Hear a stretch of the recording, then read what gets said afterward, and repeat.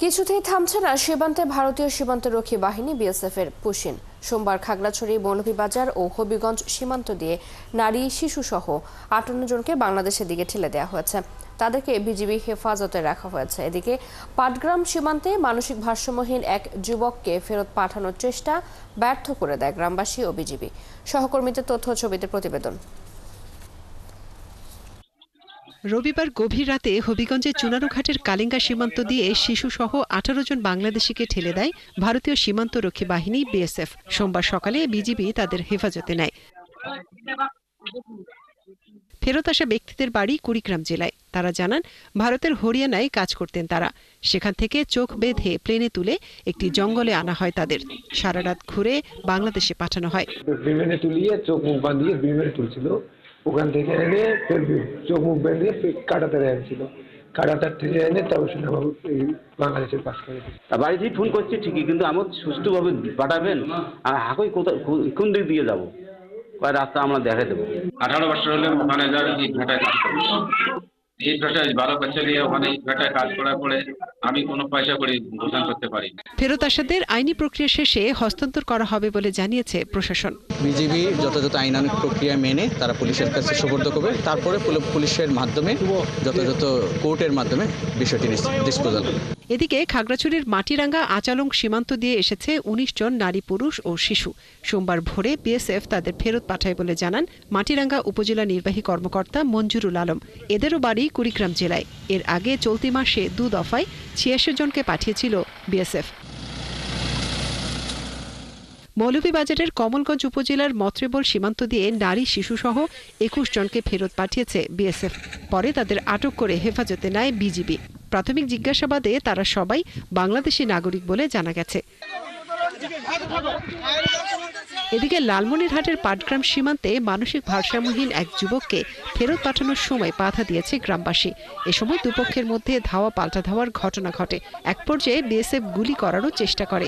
পরে বিজিবি এসে পরিস্থিতি নিয়ন্ত্রণে আনে। এ ঘটনায় সীমান্তে উত্তেজনা সৃষ্টি হয়েছে। মনিরা কাজুরি, 71।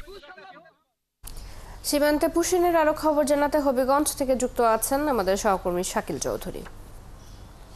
শাকিল, নিশ্চয়ই শুনতে পাচ্ছেন, এখনো পর্যন্ত কতজন বাংলাদেশিকে ফেরত পাঠিয়েছে বিএসএফ এবং সীমান্তে এখন সবশেষ পরিস্থিতি কি দেখছেন, নিরাপত্তা ব্যবস্থা কেমন, সব মিলিয়ে জানাবেন।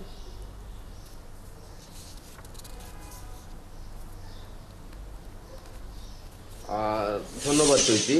আসলে গত রবিবার 19 জন নারী, পুরুষ, শিশু সহ 19 জনকে হবিগঞ্জের চুনারুঘাটের যে কালেঙ্গা সীমান্ত আছে সেই সীমান্ত দিয়ে বাংলাদেশে ভারত থেকে ঠেলে পাঠানো হয় বাংলাদেশে।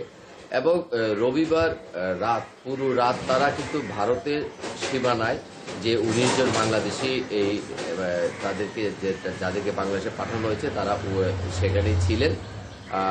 এবং সোমবার ভোরবেলা ভারতের কাটা তারের বেড়া খুলে যে গেট আছে সেই গেট খুলে বাংলাদেশে ঠেলে পাঠানো হয়।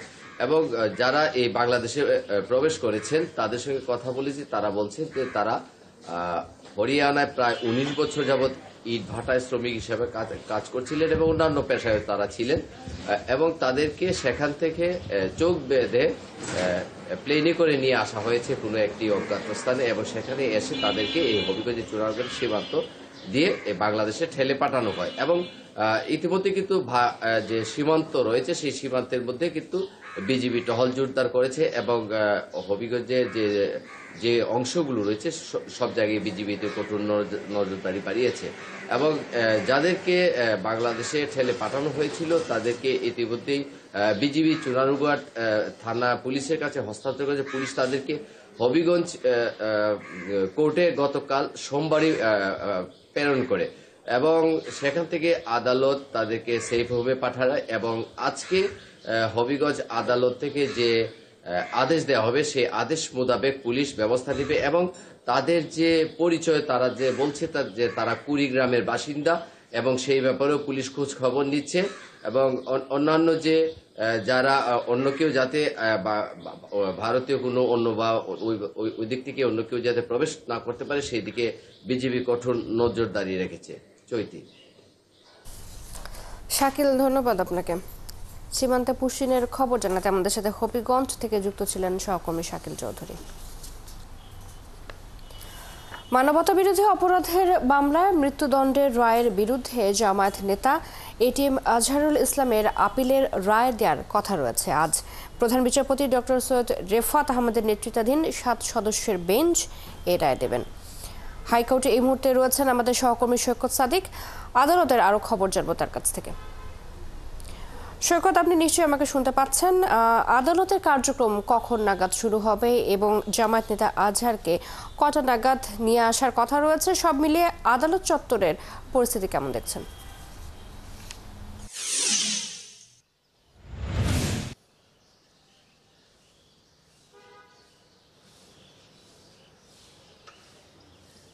চৈতি জামায়াত নেতা এটিএম আজহারের মৃত্যুদণ্ড দিয়েছিল আন্তর্জাতিক অপরাধ ট্রাইব্যুনাল 1971 সালে মহান মুক্তিযুদ্ধে হত্যা, গণহত্যা, লুণ্ঠন সহ বেশ কয়েকটি অভিযোগে তাকে মৃত্যুদণ্ড দেয়।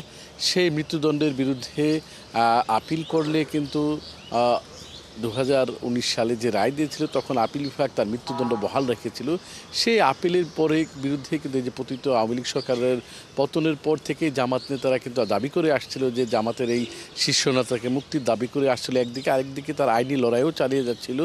গত 8ই মে কিন্তু তার যে এই মৃত্যুদণ্ডের রায়ের বিরুদ্ধে যে আপিল করেছিলেন সে তার শুনানি হয় এবং সেই শুনানিতেই জামায়াতের এই নেতার পক্ষে আইনজীবী শিশুর মোমিন শুনানি করেন এবং তিনি ওই দিনও প্রত্যাশা করেছিলেন যে তারা আজকে ন্যায় বিচার পাবেন, যেহেতু প্রধান বিচারপতি সৈয়দ রেফাত আহমেদ, ডক্টর সৈয়দ রেফাত আহমেদ তিনি দীর্ঘদিনে বিদেশ সফর শেষে দেশে এসেছেন।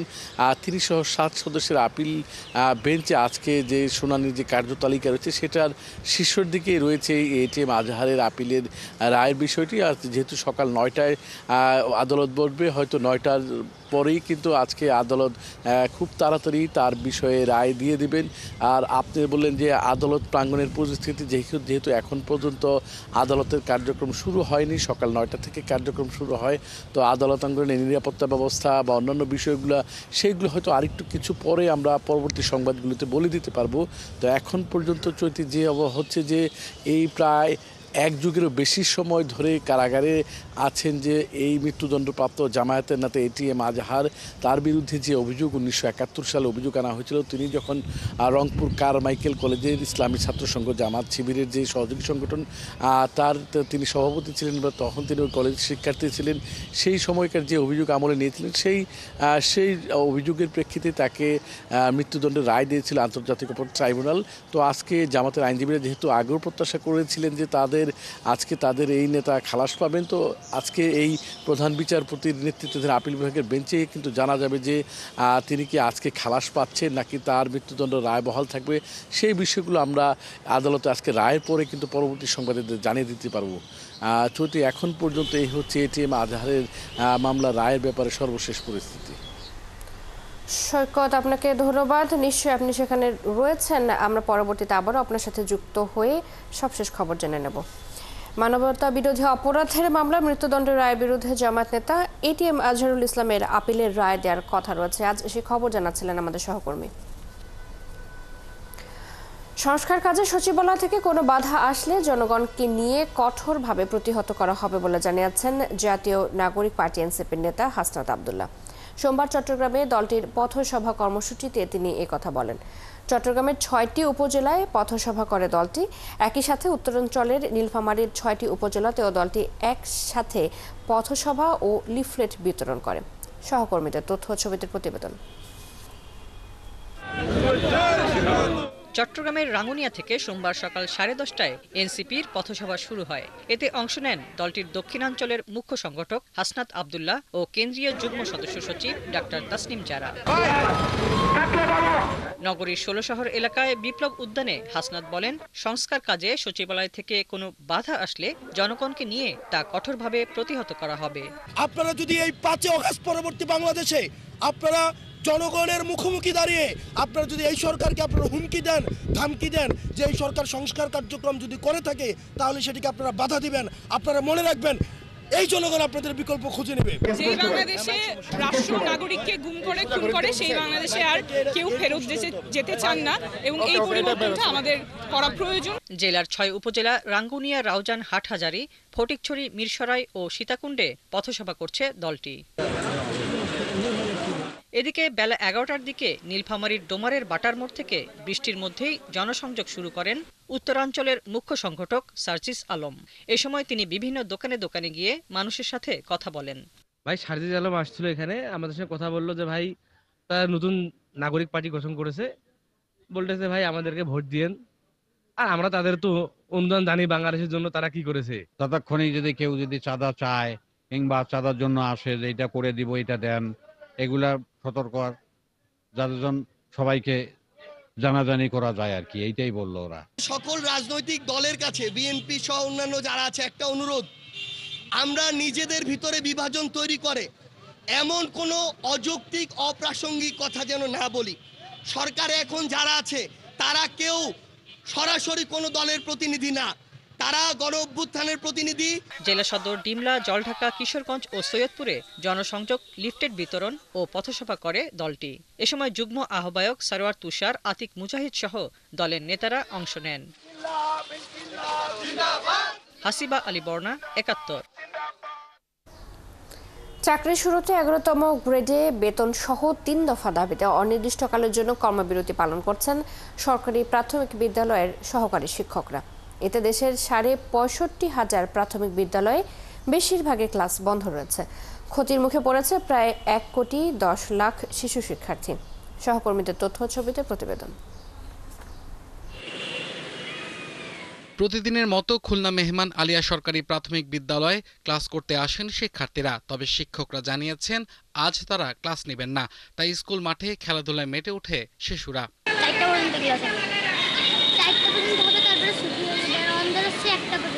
বিদ্যালয়ে এসেছেন শিক্ষকরাও, তবে টিচার্স রুমে বসেই তারা পার করছেন অলস সময়। জানালেন ১১তম বেতন গ্রেড সহ ৩ দফা দাবি আদায়ে কর্মবিরতি পালন করছেন তারা। একযোগে কর্মসূচি দিয়েছে, পরবর্তীতে যদি সরকার আমাদের এই দাবি মেনে না নেয় সেক্ষেত্রে উচ্চতন আমাদের নেতৃবৃন্দ যে সিদ্ধান্ত নেবে আমরা সেইভাবে আমাদের কর্মসূচি চালিয়ে যাব। রাজশাহীতে শিক্ষার্থীদের ক্লাসে এসে শিক্ষকদের অপেক্ষায় থাকতে দেখা গেছে, তবে কেউ পাঠদানে আসেনি। কেন্দ্রীয় কমিটির নির্দেশে আমাদেরকে বলা হয়েছে, সেই হিসাবে আমরা কর্মবিরতিতে আছি। পূর্ণ দিবস কর্মবিরতিতে সিলেটের প্রাথমিকের সহকারী শিক্ষকরাও। তারা বলছেন ১২তম গ্রেড প্রস্তাব করা মানে শিক্ষকদের অসম্মান করা, তাই দাবি আদায় না হওয়া পর্যন্ত তাদের আন্দোলন চলবে। আমরা সক্রিয়ভাবে প্রত্যেক শিক্ষকই আমরা পূর্ণ দিবস কর্মবিরতি পালন করছি। ভিন্ন চিত্র দেখা গেছে বরিশালে। এখানকার বেশিরভাগ স্কুলে শিক্ষকরা ক্লাসে অংশ নিয়েছেন। এখানে যদি আমরা ক্লাস বর্জন করে বসে থাকি, বাচ্চারা খুবই গন্ডগোল করে, রাস্তায় যায়, রাস্তায় নামে, তারপর মাঠে। রবিবার আইন বিভাগ সরকারি কর্মচারীদের আচরণ এবং দণ্ড সংক্রান্ত একটি পরিপত্র জারি করায় ময়মনসিংহে বেশিরভাগ স্কুলে ক্লাস চলমান রয়েছে। শিক্ষকরা বলছেন শিক্ষার্থীদের ক্ষতির মুখে ঠেলে দেওয়ার কোনো উদ্দেশ্য তাদের নেই। আমার চাকরির বয়স হয়ে গেছে 25 বছর, এখন পর্যন্ত আমি কোনো পদোন্নতি পাইনি। সরকারি শিক্ষকদের যে দাবি সেটা অবশ্যই যৌক্তিক। যশোরেও চলমান রয়েছে সরকারি প্রাথমিক বিদ্যালয়ের ক্লাস। রুটিন মেনেই পুরো সময় সরব ছিল স্কুল প্রাঙ্গণ। আমাদের কর্মবিরতি চলছে না, তবে আমরা এই দাবিগুলোর সাথে একমত। এর আগে ৩ দফা দাবিতে গত ৫ মে থেকে ধাপে ধাপে ১ ঘন্টা থেকে শুরু করে অর্ধদিবসের কর্মবিরতি পালন করেছেন শিক্ষকরা। আব্দুল আল মামুন, ৭১। প্রাথমিক শিক্ষকদের কর্মবিরতি নিয়ে বিস্তারিত আরো জানাতে আমাদের সাথে যুক্ত হচ্ছেন খুলনা থেকে সহকর্মী কনক রহমান। কনক, শিক্ষকদের কর্মবিরতির কেমন প্রভাব পড়ছে বিদ্যালয়ে? শিক্ষার্থী, অভিভাবক বা সাধারণ মানুষ এই নিয়ে কি বলছেন?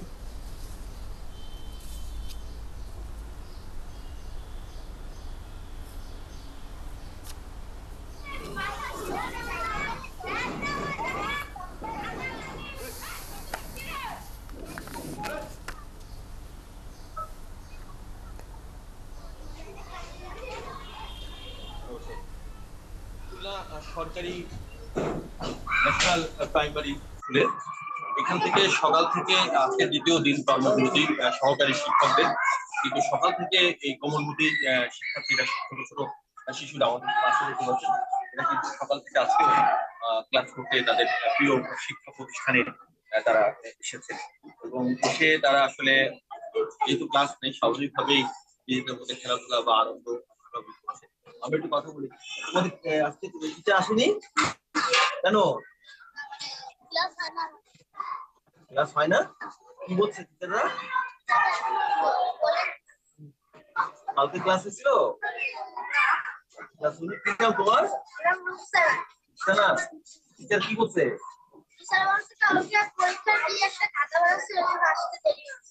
কালকে ক্লাসে আসছিল টিচাররা? ক্লাস করছিলে কালকে? ক্লাস হয়েছিল? কালকে ক্লাস হয়েছিল তোমাদের? কালকে আজকে হয়নি?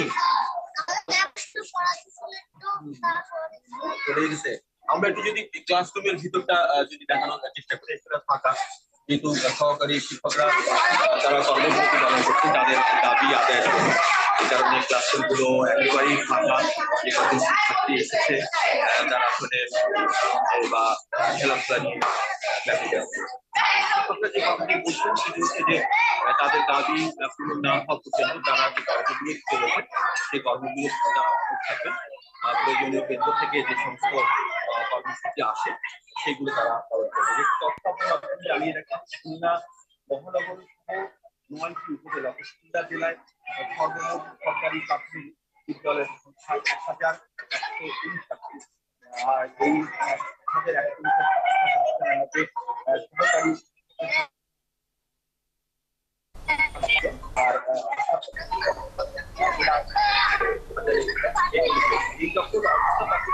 দেখতে পাচ্ছেন।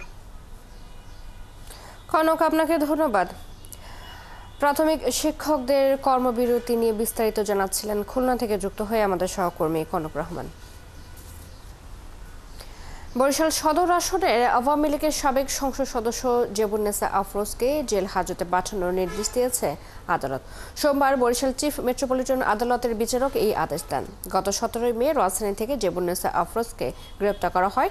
বরিশালে তার বিরুদ্ধে মামলা থাকায় সোমবার আদালতে তোলা হয়। এ সময় তার পক্ষের আইনজীবীরা জামিনের আবেদন করলে তা বাতিল করে জেল হাজতে পাঠানোর নির্দেশ দেন আদালতের বিচারক।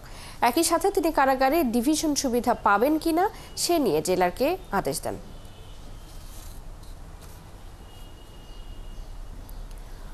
বৈষম্য বিরোধী ছাত্র আন্দোলন ময়মনসিংহ মহানগর শাখার সদস্য সচিব আল নূর আয়াস সন্ত্রাসী হামলার শিকার হয়েছেন।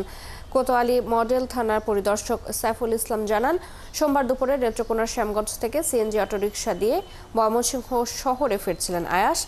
এ সময় ময়মনসিংহ নগরীর পাটগুদাম ব্রিজ এলাকায় আসার পর আয়াসকে বহনকারী গাড়িটি যানজটের কবলে পড়ে। এ সময় তিনি গাড়ি থেকে নেমে হাঁটা শুরু করলে অজ্ঞাত কয়েকজন যুবক এসে তার গলায় ছুরি ধরে বাসস্ট্যান্ডের পেছনে নিয়ে মেরে আহত করে পালিয়ে যায়। পরে স্থানীয় লোকজন তাকে উদ্ধার করে ময়মনসিংহ মেডিকেল কলেজ হাসপাতালে ভর্তি করে। এ ঘটনায় পুলিশ ঘটনাস্থল পরিদর্শন করেছে। ঈদে ঘরমুখ মানুষের যাত্রা নিশ্চিত করতে এবারও নীলফামারী সৈয়দপুর রেলওয়ে কারখানা চলছে ট্রেনের বগি মেরামতের কাজ। তীব্র জনবল সংকট থাকলেও এরই মধ্যে ট্রাফিক বিভাগে হস্তান্তর করা হয়েছে লক্ষ্যমাত্রার ১০০টি বগি। বাড়তি আরও ৩০টি বগি মেরামতের কাজ চলছে। এসব বগি রেল বহরে যুক্ত হলে ঈদযাত্রা নির্বিঘ্ন ও স্বস্তিদায়ক হবে, এমনটাই আশা কারখানা কর্তৃপক্ষের। বিজয় চক্রবর্তী কাজলের তথ্য ছবিতে প্রতিবেদন। নীলফামারীর সৈয়দপুর রেলওয়ে কারখানার ২৯টি ওয়ার্কশপে এখন কর্মব্যস্ত। ত্রুটিপূর্ণ এবং জরাজীর্ণ বগিগুলো শ্রমিকদের নিপুণ মেরামতের পর ফিরে পাচ্ছে নতুন জীবন। আসছে ঈদুল আজহায় ঘরমুখী মানুষকে নিরাপদে পৌঁছে দিতেই তাদের এই প্রচেষ্টা। তবে জনবলের তীব্র সংকট থাকায় হিমশিম খেতে হচ্ছে শ্রমিকদের। যথাসময়ে বগি হস্তান্তর করতে অতিরিক্ত সময় কাজ করতে হচ্ছে শ্রমিকদের। 40 জনের জায়গা যদি 150 জন হয়, 120 জন হয়, আমরা কাজটা কিন্তু বেশি ভালোভাবে কিন্তু আমরা এগিয়ে নিতে পারবো। টিএলআর শ্রমিক দিয়ে আমাদের মোটামুটি কাজ চালিয়ে নেওয়ার ব্যবস্থা করতেছি। তো ওভারটাইম হিসেবে আমরা কাজ করতেছি যাতে আমাদের কোচগুলো সঠিক সময়ে আমরা দিতে পারি। এই পুডিং চলতেছে, আজকাল নাট পিলাপ হলে এখানকার কাজ শেষ। ঈদে ১০০টি কোচ মেরামতের লক্ষ্যমাত্রা নিয়েছে কারখানা কর্তৃপক্ষ। নির্ধারিত সময়ের আগেই সেসব মেরামত শেষে পাঠানো হয়েছে রেলের ট্রাফিক বিভাগে। এখন চলছে অতিরিক্ত আরও ৩০টি বগি মেরামতের কাজ। আমরা অতিরিক্ত হিসেবে আরও ৩০টা কোচ আউটটানের টার্গেট নিয়েছি যাতে অতিরিক্ত যাত্রী রেলে তারা চলাচল করতে পারে এবং ঘরে ফিরতে পারে। মেরামত হওয়া এসব বগি ঢাকা থেকে বিভিন্ন রুটে রেলবহরে যুক্ত করা হবে বলে জানিয়েছেন কারখানাটির বিভাগীয় তত্ত্বাবধায়ক। মূলত ঢাকা থেকে বহির্মুখী ট্রেনগুলোতে যুক্ত হবে। এছাড়াও ইন্টারনালি যে ট্রেনগুলো আছে রূপসা সীমান্ত থেকে অন্যান্য তিতুমির বরেন্দ্র, এগুলোতে আশা করি অতিরিক্ত কোচ সংযোজিত হবে। দেশের সবচেয়ে বড় এই রেল কারখানাটিতে ৩,২২০ জন নিয়োগের কথা থাকলেও কাজ করছেন মাত্র ৮৫৪ জন, আর অস্থায়ী শ্রমিক রয়েছেন ২১০ জন। বনশ্রী হালদার, ৭১।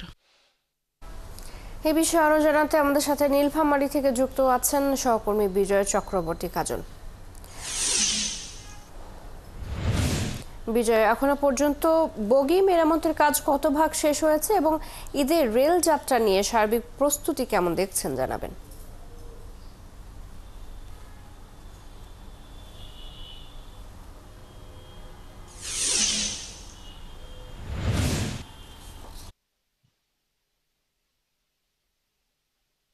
প্রথমে জানিয়ে রাখি যে এই মুহূর্তে আমি রয়েছে নীলফামারীর সৈয়দপুর রেলওয়ে কারখানা, যেটি দেশের সর্ববৃহৎ কারখানা। যে কারখানা থেকেই আপনার আমাদের যে রেল কোচগুলো রয়েছে সেই সবগুলো আপনার এখানে মেরামত এবং সংস্কার করা হয়। আমরা এখন পর্যন্ত যেটি কারখানা কর্তৃপক্ষের সাথে জানিয়ে কথা বলে জেনেছি, তারা যেটি জানিয়েছেন যে এই মুহূর্তে তাদের যে লক্ষ্যমাত্রা ছিল ১০০টি কোচ, সেটি তারা ইতিমধ্যেই রেলবহরে যুক্ত করেছেন এবং অতিরিক্ত যে ৩০টি কোচ তারা আরো কাজ করছিলেন, সেগুলো মোটামুটি তাদের শেষ পর্যায়ে এবং সেগুলো সেই কোচগুলো ইতিমধ্যে তারা রেলবহরের কাছে যে ট্রাফিক বিভাগ রয়েছে সেখানে তারা হস্তান্তর করে দিয়েছেন। তবে যতটুকু এখানকার যে এই প্রতিটি ঈদ আসলেই কিন্তু আপনার এই সৈয়দপুর রেলওয়ে কারখানায় কর্মযজ্ঞ বৃদ্ধি পায়, কারণ হচ্ছে যে এই ঘরমুখী ঈদের যে ঘরমুখী মানুষকে তারা নির্বিঘ্নে তাদের সেবা দেওয়ার জন্য আর সৈয়দপুর রেলওয়ে কারখানা কর্তৃপক্ষ এবং বাংলাদেশ রেলওয়ে তারা কিন্তু সমন্বয় করে তাদের এই কাজগুলো পরিচালনা করে থাকে। বিশেষ করে যে রেলের যে কোচগুলো রয়েছে সেই কোচ যে পুরাতন কোচগুলো রয়েছে সেগুলোকে আরো নতুন করে সংস্কার করে তারা কিন্তু এই কাজগুলো করতে থাকে। এই কারখানাটিতে সবচেয়ে বড় যেটি যে কষ্টটা রয়েছে সেটি হচ্ছে যে এই কারখানায় যে জনবল থাকার কথা ৩,২২০ জন, সেখানে আপনার এই মুহূর্তে এই কারখানাটিতে জনবল সংকটের কারণে তারা কিন্তু তাদের যে স্বাভাবিক কর্মকাণ্ড সেটি কিন্তু তাদের অনেকটাই ব্যাঘাত ঘটে। বিশেষ করে তাদের যে এই লক্ষ্যমাত্রা থাকে সেই লক্ষ্যমাত্রা পূরণ করতে তাদের কিন্তু হিমশিম খেতে হয়। বর্তমানে এই কারখানাটিতে যে জনবল রয়েছে সেই জনবলের বিপরীতে আপনার ৮৫৪ জন মাত্র আপনার স্থায়ী জনবল রয়েছে।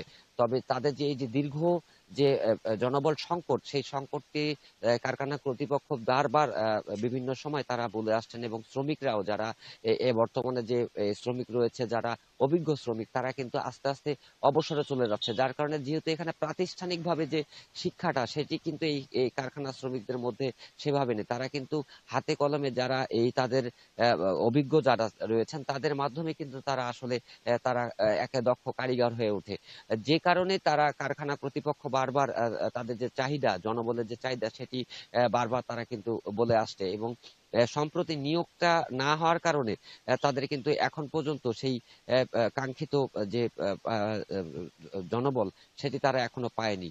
আর পাশাপাশি আরো কিছু যে তাদের যে শ্রমিকদের যে কিছু বলা হচ্ছে যে তারা যদি দ্রুত সময়ের মধ্যে এই কারখানাটিতে দক্ষ শ্রমিক তৈরি করার ক্ষেত্রে যদি আগেই জনবলগুলো নিয়োগ দেওয়া হয় তবে তারা কিন্তু এই কারখানার যে লক্ষ্যমাত্রা প্রতিদিনের এবং মাসিক থেকে শুরু করে আপনার বাৎসরিক পর্যন্ত যে সর্বোচ্চ লক্ষ্যমাত্রাটা তাদের থাকে কোচ নির্মাণের এই সংস্কার থেকে শুরু করে রেল বহরে দেওয়ার জন্য সেটি কিন্তু তারা দ্রুত সময়ের মধ্যে করতে তারা যথাসময়ের মধ্যে তারা দিতে পারবে। বিজয়, ধন্যবাদ আপনাকে। বঙ্গোপসাগরে মাছ ধরা চলছে ৫৮ দিনের নিষেধাজ্ঞা। নিয়ম অনুযায়ী এ সময় জেলেদের জন্য সরকারিভাবে চাল বরাদ্দ থাকলেও পটুয়াখালীর রাঙ্গাবালির বহু জেলে পরিবার এখনো কোনো সহায়তা পাননি। এতে নিষেধাজ্ঞা অমান্য করছেন কেউ কেউ। এদিকে মৎস্য বিভাগ বলছে জেলেদের জন্য প্রথম ধাপের চাল বরাদ্দ এসেছে, ইউনিয়ন পরিষদ চাইলে যে কোনো সময় বিতরণ করতে পারে। কামরুল হাসানের প্রতিবেদন। সাগরে মাছ ধরার ৫৮ দিনের নিষেধাজ্ঞা শুরু হয়েছে ১৫ এপ্রিল, চলবে ১১ জুন পর্যন্ত। কিন্তু এখনও সরকারি খাদ্য সহায়তা পাননি রাঙ্গাবালির অনেক জেলে। এতে কর্মহীন হাজারো জেলে পরিবার দিন কাটাচ্ছেন কষ্টে। সরকারি নিয়ম অনুযায়ী নিষেধাজ্ঞার এই সময়কালে নিবন্ধিত জেলেদের খাদ্য সহায়তা হিসেবে চাল দেওয়া হয়, কিন্তু জেলেরা বলছেন নিষেধাজ্ঞার শেষ দিকে চাল দেওয়া হলে তা তাদের তেমন কোনো উপকারে আসে না। এই তো অবরোধে তো আমরা মান্য চলি, কিন্তু এর মধ্যে যদি চাল না দেয় তা আমাকে একটু কষ্ট হয়। আমাদের বাড়িতে বলেছি আমাদের চাল পাইতাম আমার ভুল হইতে। আমরা যে জানলে নামের যে চালটা পাওয়ার কথা, ঠিক আছে, আমরা জিনোয়ান জেলে হইয়া আমরা কিন্তু চাল পাইনি। অন্যদিকে প্রকৃত অনেক জেলের নাম সরকারি তালিকায় না থাকায় বছরের পর বছর তারা বঞ্চিত হচ্ছেন সরকারি সহায়তা থেকে। আমাকে কাঠ পাই না, আমরা কাঠ পাই যাবো ৫ বিল্ডিং আছে, যারা আইলেডি করে বাপ দাদা সম্পদ আছে হেরা কাঠ পায়। যারা ভালো অবস্থাশালী হেরা পায় কাঠ, হেরা পায় জানলের নাম। আজ পর্যন্ত আমি কোনো কাঠে কোনো নাম আমার নাই। তাদের অভিযোগ অনেকে জেলে না হয়েও সরকারি এই চাল পাচ্ছেন, ফলে অনেক সময় বাধ্য হয়েই তারা ভাঙছেন নিষেধাজ্ঞা। নাম দেওয়ার সময় কাছ থেকে ৩,০০০ টাকা নেছে, তাই তারা বলছে নাম পাস হয়েছে। নাম পাস হয়েছে কিনা তা আমরা জানি না, কিন্তু আজ পর্যন্ত কার্ড আমরা হাতে পাইনি। কারা নিছে? আমার ঘরের মেম্বার। যারা টাকা দিতে পারে ওই নেতারা যে দলই হারাই খায়। এদিকে মৎস্য বিভাগ জানায় প্রথম ধাপে ৫৬ কেজি করে চাল বরাদ্দ দেওয়া হয়েছে। ইউনিয়ন পরিষদ চেয়ারম্যানরা যে কোনো সময় এই চাল বিতরণ করতে পারেন। যারা এই যে আপনার সাগরে মাছ ধরা থেকে বিরত হবে শুধুমাত্র তারাই এই চালের সুবিধাটা পাবে। যারা হচ্ছে সরাসরি জেলে মাছ ধরার সাথে কাজে নিয়োজিত না, সেই সব তালিকা আমরা বাদ দেওয়া হবে। আর উপজেলা প্রশাসন বলছে মৎস্য তালিকা হালনাগাদ করার উদ্যোগ নেওয়া হয়েছে। তালিকা হালনাগাদ করার একটা কার্যক্রম ইতিমধ্যেই আমরা সরকারের পক্ষ থেকে নেওয়া হয়েছে এবং আমরা আমাদের উপজেলা খুব দ্রুতই সেটা চালু করব। তার মাধ্যমে হয়তো আমাদের এই জেলেদের যেই কাটে যদি কোনো অনিয়ম হয়ে থাকে বা যারা জেলে মৎস্যজীবী পেশার সাথে যুক্ত না এরকম কেউ যদিও থাকে, তাহলে তাদেরকে আমরা বাদ দিয়ে প্রকৃত জেলেদেরকে অন্তর্ভুক্ত করতে পারবো। মৎস্য বিভাগের তথ্য অনুযায়ী এ উপজেলায় মোট নিবন্ধিত জেলে রয়েছেন ১৬,৮০৯ জন। কামরুল হাসান, ৭১, রাঙ্গাবালী, পটুয়াখালী। এই বিষয়ে বিস্তারিত জানাতে রাঙ্গাবালী থেকে যুক্ত আছেন সহকর্মী কামরুল হাসান। কামরুল, নিষেধাজ্ঞা পুরোপুরি মানছে কিনা জেলেরা একটু জানাবেন। মৎস্য বিভাগ কি বলছে এই বিষয়ে এবং কতগুলো জেলে পরিবার এখনো পর্যন্ত সরকারি সহায়তা পেয়েছে?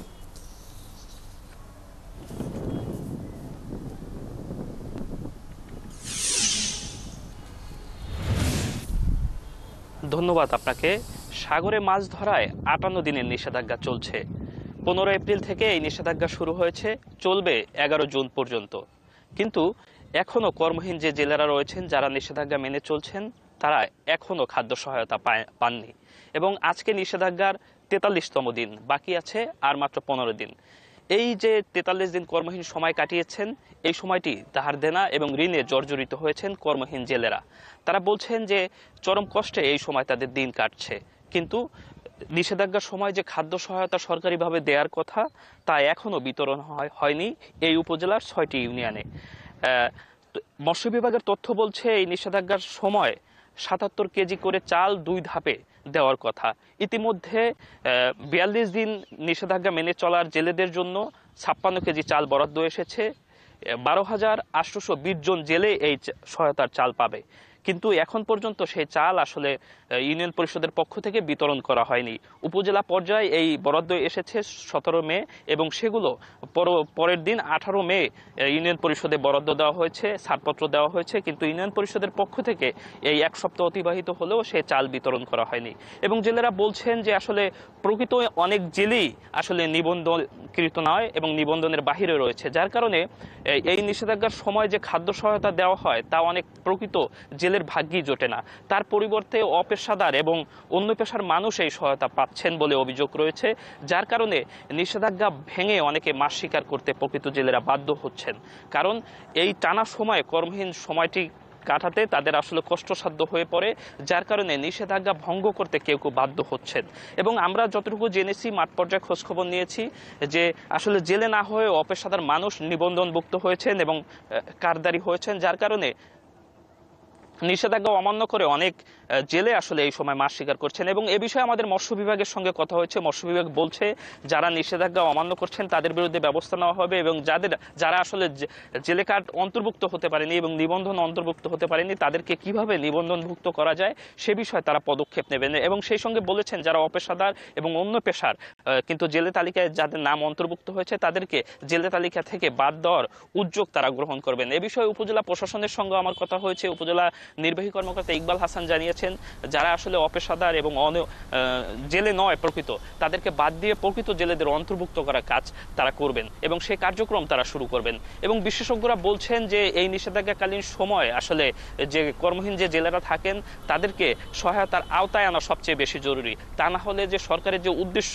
এবং নিষেধাজ্ঞা কার্যকারিতা হারাবে এবং সরকারের যে উদ্দেশ্য সেটি ভেস্তে যাবে এমনটি তারা মনে করছেন, যার কারণে প্রকৃত জেলেদের তালিকা হালনাগাদ করে আসলে প্রকৃত জেলেদের অন্তর্ভুক্ত করার তাগিদ দিয়েছেন বিশেষজ্ঞরা এবং সেই সঙ্গে বিশেষজ্ঞরা বলছেন যে আসলে যারা জেলে নয় এবং সম্পদশালী অন্য পেশায় নিয়োজিত তাদেরকে এই জেলে তালিকা থেকে বাদ দেওয়ার তাগিদও তারা দিয়েছেন। রাঙ্গাবালী উপজেলায় নিবন্ধিত জেলের সংখ্যা 16,809 জন। এই বছর আসলে এই সময়টিতে যারা নিষেধাজ্ঞা মেনে চলেছেন 12,809 জন জেলে এই খাদ্য সহায়তা পাবেন এমনটি কিন্তু মৎস্য বিভাগের পক্ষ থেকে আমাদের জানানো হয়েছে। তবে নিবন্ধনের যারা বাহিরে রয়েছেন তারা এই সুযোগ থেকে আসলে বঞ্চিত থাকবেন। এই ছিল রাঙ্গাবালী থেকে আমার কাছে সবশেষ। কামরুল, ধন্যবাদ আপনাকে। ঢাকা টাঙ্গাইল যৌবনা সেতু মহাসড়কে অস্ত্রের মুখে জিম্মি করে যাত্রীবাহী বাসে ডাকাতি ও শ্লীলতাহানির ঘটনায় আন্তঃজেলা ডাকাত দলের 3 সদস্যকে গ্রেপ্তার করেছে পুলিশ। সোমবার পুলিশ সুপার মিজানুর রহমান সাংবাদিকদের প্রেস ব্রিফিংয়ে জানান, রবিবার রাতে অভিযান চালিয়ে টাঙ্গাইল ও সিরাজগঞ্জ থেকে তাদের গ্রেপ্তার করা হয়। এ সময় তাদের কাছ থেকে লুট হওয়া 19টি মোবাইল ফোন, যাত্রীর কর্মস্থলের আইডি কার্ড ও একটি ব্যাগ উদ্ধার করা হয়। গ্রেপ্তারকৃতরা আন্তঃজেলা ডাকাত দলের সদস্য এবং তারা বিভিন্ন সময় সংঘবদ্ধভাবে ডাকাতি করে আসছিল। তাদের বিরুদ্ধে বিভিন্ন থানায় একাধিক মামলা রয়েছে।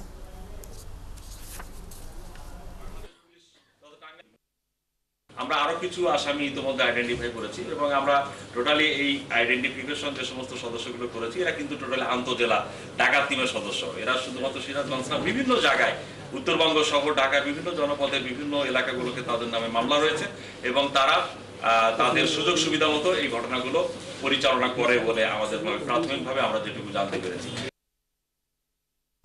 নাটোরের নলডাঙ্গায় ম্যানেজিং কমিটি সংক্রান্ত দ্বন্দ্বের জেরে একটি স্কুলের রেজুলেশন বইসহ বিভিন্ন গুরুত্বপূর্ণ কাগজপত্র ছিনিয়ে নিয়ে প্রধান শিক্ষকের কক্ষে তালা লাগিয়ে দেওয়ার ঘটনায় 4 জন আটক হয়েছে। সোমবার উপজেলার খাজুরা দ্বিমুখী উচ্চ বিদ্যালয়ে এই ঘটনা ঘটে। আটককৃতরা হলেন বিদ্যালয়টির সভাপতি হজরত আলী, অভিভাবক সদস্য রুস্তম আলী, রহিদুল ইসলাম ও মিজানুর রহমান। স্থানীয়রা জানান, গত 27 এপ্রিল সরকার প্রাথমিক বিদ্যালয়ের পূর্ণাঙ্গ কমিটি বিলুপ্ত করে এজহক কমিটি গঠনের ঘোষণা দেয়। শিক্ষা মন্ত্রণালয় ও রাজশাহী শিক্ষা বোর্ডের নির্দেশনা অনুযায়ী ভারপ্রাপ্ত প্রধান শিক্ষক জাহাঙ্গীর হোসেন এজহক কমিটি গঠনের কাজ শুরু করেন। এতে ক্ষিপ্ত হয়ে আটক 4 জন প্রধান শিক্ষকের কক্ষে তালা লাগায়। ভারপ্রাপ্ত প্রধান শিক্ষক বিষয়টি উপজেলা নির্বাহী অফিসার, শিক্ষা অফিসার ও পুলিশকে জানান। নলডাঙ্গা থানার ভারপ্রাপ্ত জানান, জাহাঙ্গীর হোসেন অভিযুক্ত 6 জনের বিরুদ্ধে নলডাঙ্গা থানায় লিখিত অভিযোগ দেন। এ ঘটনায় সেনাবাহিনী 4 জনকে আটক করে থানায় হস্তান্তর করে। পটুয়াখালী রাঙ্গাবালী উপজেলার চর মুনতাজ ইউনিয়নে কওমি মাদ্রাসায় এক কিশোরীকে ধর্ষণের চেষ্টার অভিযোগে মামলা দায়ের হয়েছে। সোমবার বিকেলে রাঙ্গাবালী থানায় মামলাটি দায়ের করেন ভুক্তভোগী ওই কিশোরী। এই ঘটনায় একমাত্র অভিযোগ আব্দুল পেদা নামের এক জেলেকে গ্রেপ্তার করেছে পুলিশ। মামলার এজাহারে উল্লেখ করা হয়, রবিবার গভীর রাতে ওই কিশোরীকে ধর্ষণের চেষ্টা করেন প্রতিবেশী আব্দুল পেদা।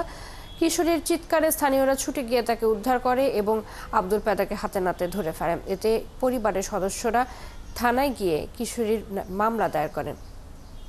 রাঙ্গাবালী থানার ভারপ্রাপ্ত কর্মকর্তা ইমারত হোসেন জানান, নারী ও শিশু নির্যাতন দমন আইনে মামলাটি রুজু হয়েছে, অভিযুক্তকে গ্রেপ্তার করা হয়েছে।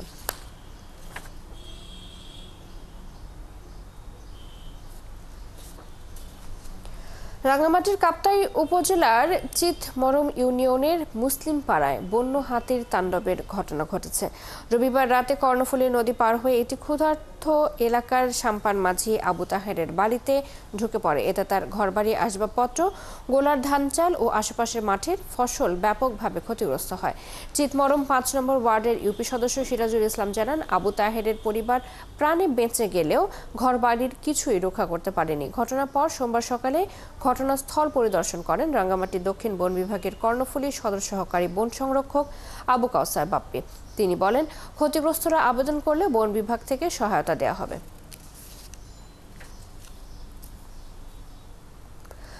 নরসিংদীতে রেলওয়ের জমি দখল করে গড়ে ওঠা শতাধিক অবৈধ স্থাপনা উচ্ছেদ করেছে বাংলাদেশ রেলওয়ের ভূ সম্পত্তি বিভাগ। সোমবার দুপুরে নরসিংদী রেলওয়ে স্টেশনের পাশের আরশিনগর থেকে হাজিপুর গেট বাজার পর্যন্ত এই অভিযান চালানো হয়। এ সময় রেলওয়ের জায়গায় অবৈধভাবে গড়ে ওঠা অবৈধ দোকানপাট ও স্থাপনা গুড়িয়ে দেওয়া হয়। অভিযানের নেতৃত্ব দেন রেলওয়ের ঢাকা বিভাগের ভূ সম্পত্তি কর্মকর্তা নাসির উদ্দিন মাহমুদ। এ সময় নরসিংদী জেলা প্রশাসনের নির্বাহী ম্যাজিস্ট্রেট সারোয়ার আলম সহ পুলিশ সদস্যরা সহায়তা করেন।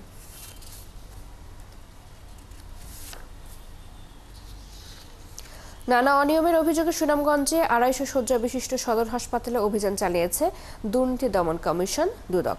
সোমবার এই অভিযান পরিচালনা করেন সিলেট কার্যালয়ের সহকারী পরিচালক জুয়েল মজুমদার।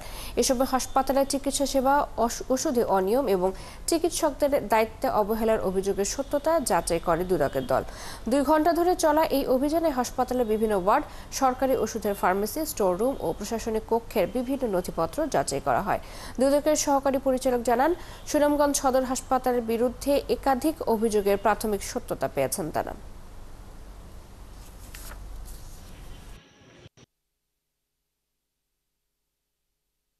অফিস প্রদান থেকে শুরু করে কেউই নিয়মিত অফিস করেন না, হয় অ্যাবসেন্ট রাখেন, না হলে লেট করে আসেন। অধিকাংশ মানুষ 50% অ্যাবসেন্ট। এর মাঝে আজকে 2 জন অ্যাবসেন্ট, অফিস প্রধান নিজে অ্যাবসেন্ট, আর হচ্ছে আনোয়ার হোসেন নামক একজন মেডিকেল টেকনিক্যাল, সে অনুপস্থিত। তার কোনো এই আবেদন নাই, কিচ্ছু নাই, সে অনুপস্থিত, রেজিস্টারও নাই। ঠিক আছে। তারপরে হচ্ছে আমরা ভারপ্রাপ্ত কর্মকর্তাকে জিজ্ঞেস করলাম, উনি কিছুই জানে না। কিন্তু ভারপ্রাপ্ত কর্মকর্তাকে অ্যাভয়েড করে অফিস প্রধান তাকে মৌখিক ছুটি দিয়ে দিছে। হবিগঞ্জ শহরের বগলাবাজার এলাকা থেকে ট্রেডিং কর্পোরেশন অব বাংলাদেশের পণ্য পাচারকালে একটি মিনি ট্রাক জব্দ করেছে যৌথ বাহিনী। তবে অভিযুক্ত ডিলার পিন্টু রায় পালিয়ে গেছেন। সোমবার রাতে এই অভিযান চলে। জেলা প্রশাসনের নির্বাহী ম্যাজিস্ট্রেট মোহাম্মদ উল্লাহ জানান, সদর উপজেলার লোকরা ইউনিয়নে টিসিবির নির্ধারিত পণ্য বিক্রির কথা থাকলেও ডিলার পিন্টু রায় সরকারি গুদাম থেকে পণ্য সংগ্রহ করে অল্প পরিমাণ বিক্রির পর বাকিগুলো শহরে নিয়ে বিক্রি করেছে বলে অভিযোগ পাওয়া যায়। পরে বগলাবাজার এলাকা থেকে পণ্যবাহী একটি মিনি ট্রাক জব্দ করা হয়। ট্রাক তল্লাশিতে 50 কেজি 16 বস্তা চাল, 473 কেজি ডাল, 426 লিটার সয়াবিন তেল এবং 221 কেজি চিনি উদ্ধার করা হয়। পাচারের প্রমাণ পাওয়ায় পিন্টু রায় ডিলারশিপ বাতিলের কার্যক্রম শুরু হয়েছে। নীলফামারীতে ঢালাই স্পেশাল সিমেন্টের বিশেষ কর্মশালা হয়েছে। সোমবার নীলফামারীর সৈয়দপুর ঢালাই স্পেশাল সিমেন্টের নিশ্চিন্তে গড়ি নিরাপদ বাড়ি শীর্ষক কর্মশালা হয়। কর্মশালার প্রধান অতিথি ছিলেন ইউনিক সিমেন্ট ইন্ডাস্ট্রি লিমিটেডের ডিজিএম আশিক আহমেদ। কর্মশালায় শতাধিক নির্মাণাধীন বাড়ির মালিক এবং নির্মাণ কাজে নিয়োজিত মিস্ত্রি ও শ্রমিকরা অংশ নেন। শেষে লটারির মাধ্যমে 5 জন বাড়ির মালিককে ঢালাই স্পেশাল সিমেন্টের পক্ষ থেকে আকর্ষণীয় পুরস্কার তুলে দেন অতিথিরা।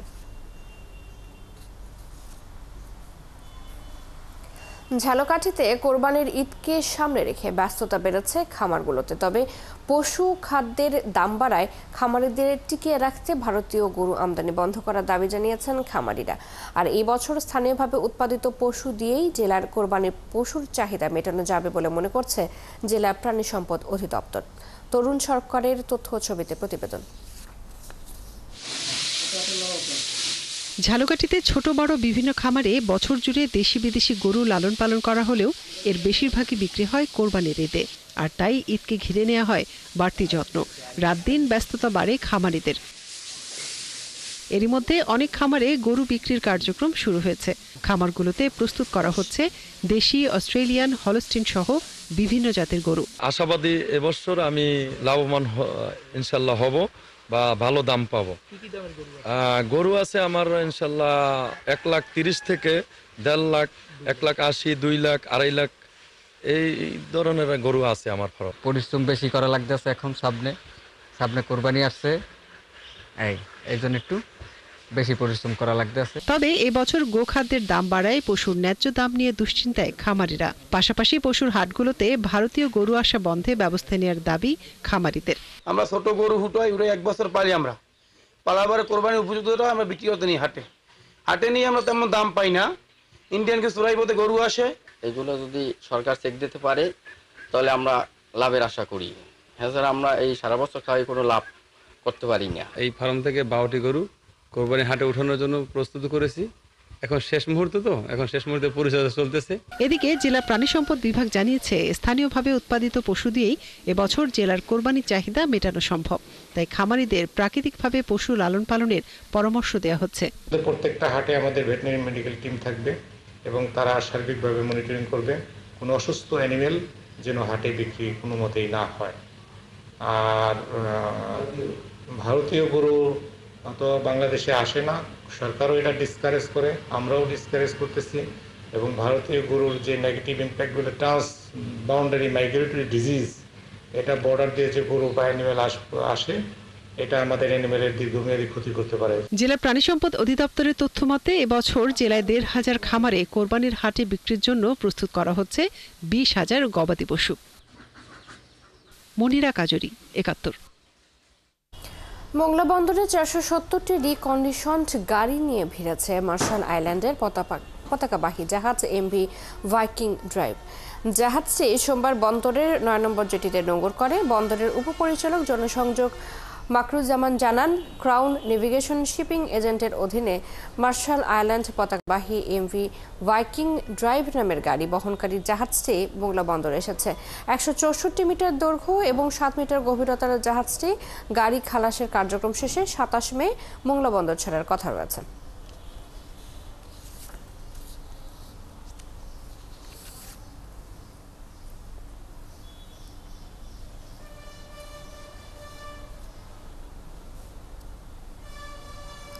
কৃষি উন্নয়নের মাধ্যমে পুষ্টি ও খাদ্য নিরাপত্তা জোরদারকরণ প্রকল্পের আওতায় লালমনিরহাটে ৩ দিনের কৃষি প্রযুক্তি ও পুষ্টি মেলা শুরু হয়েছে।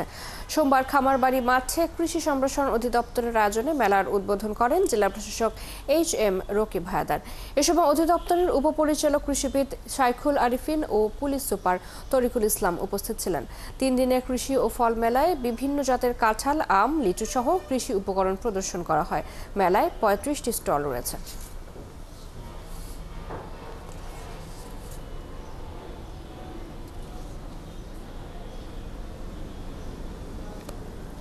কুড়িগ্রামে শিল্পকলা একাডেমি চত্বরের উন্মুক্ত মঞ্চে ৩ দিন ব্যাপী বৈশাখী লোকনাট্য উৎসব হয়েছে। এই অঞ্চলের ইতিহাস, ঐতিহ্য, লোককাহিনী নিয়ে উৎসবে বিভিন্ন নাটক পরিবেশিত হয়। উৎসবে দর্শক সমাগম ছিল চোখে পড়ার মতো। রাজু মুস্তাফিজের পাঠানো তথ্য ছবিতে প্রতিবেদন। কুড়িগ্রামের আঞ্চলিক ভাষা প্রাধান্য দিয়ে সাজানো হয়েছিল সংলাপ। ৩ দিনের উৎসবে এই অঞ্চলের ইতিহাস, ঐতিহ্য, লোককাহিনী নিয়ে এসব সংলাপের নাটক পরিবেশিত হয়। এগুলোর কোনোটিতে ছিল গানের প্রাধান্য, কোনোটিতে নাচের, আবার কোনোটিতে ছিল অভিনয়ের প্রাধান্য। এতে বাল্যবিবাহ প্রতিরোধে সচেতনতামূলক বিভিন্ন নাটকও পরিবেশিত হয়। কুড়িগ্রামের শিল্পকলা একাডেমি চত্বরের উন্মুক্ত মঞ্চে জেলা শিল্পকলার বিভিন্ন শিল্পীরা ভাওয়াইয়া, দেশাত্মবোধক গান ও নৃত্য পরিবেশন করে। লোকনাটক উৎসবে নাটক দেখতে জেলা শিল্পকলা প্রাঙ্গণে দর্শক সমাগম ছিল চোখে পড়ার মতো। রাষ্ট্রীয়ভাবে পালাগানের প্রসারে পৃষ্ঠপোষকতা ও এর শিল্পীদের সরকারিভাবে সহায়তার দাবি জানান উৎসবে অংশ নেওয়া শিল্পীরা। প্রাচীন এই লোকসঙ্গীত যারা গাইতেছে তাদের যদি সরকারিভাবে একটু পৃষ্ঠপোষকতা দেওয়া হতো, কিংবা এরকম শিল্পকলা একাডেমির মাধ্যমে বছরে কয়েকবার প্রোগ্রামগুলো হতো, জনসাধারণের কাছে পৌঁছে দেওয়া যেত, কারণ এই গানগুলো তো হারিয়ে যাবে। এরকম আয়োজন আমরা প্রতি বছর বা প্রতি সময় আমরা চাই। লোকনাট্য সহ সংস্কৃতির বিলুপ্ত প্রায় সব আঙ্গিককে ফিরিয়ে আনতে এ ধরনের উৎসব আরও জরুরি বলে মনে করেন সংশ্লিষ্টরা। যুব সমাজ, সাধারণ মানুষ, খেটে খাওয়া মানুষ, কুড়িগ্রামের জেলার আমার যেমন ভাওয়াইয়া আছে ঐতিহ্য, সেরকম আমাদের কুষাণ গান, পালা গান হারিয়ে গিয়েছে, এটাকে ধরে রাখতে হবে। লোকসংস্কৃতির অন্যতম উপাদান লোকনাট্য, পালাগানকে আরও ছড়িয়ে দেওয়ার পরিকল্পনা নেওয়া হয়েছে বলে জানান জেলা শিল্পকলা একাডেমির এই কর্মকর্তা। বাংলাদেশের প্রতিটা জেলায় এই অনুষ্ঠানটি আয়োজন হতে যাচ্ছে, এমনকি হচ্ছে। তারই ধারাবাহিকতায় আজকে কুড়িগ্রাম জেলায় এই অনুষ্ঠানটি অনুষ্ঠিত হলো। আমরা দৃঢ়ভাবে আশাবাদ ব্যক্ত করছি এর মাধ্যমে এই লোকনাট্য যেই শিল্প মাধ্যমটি সকলের কাছে পৌঁছে যাবে, এমনকি আরও জনপ্রিয়তা অর্জন করবে। কুড়িগ্রাম জেলা শিল্পকলা একাডেমি এবং কুড়িগ্রাম জেলা প্রশাসনের সহযোগিতায় নাট্যকলা ও চলচ্চিত্র বিভাগ আয়োজিত উৎসবের উদ্বোধন করেন অতিরিক্ত জেলা প্রশাসক হাসান আহমেদ, ৭১।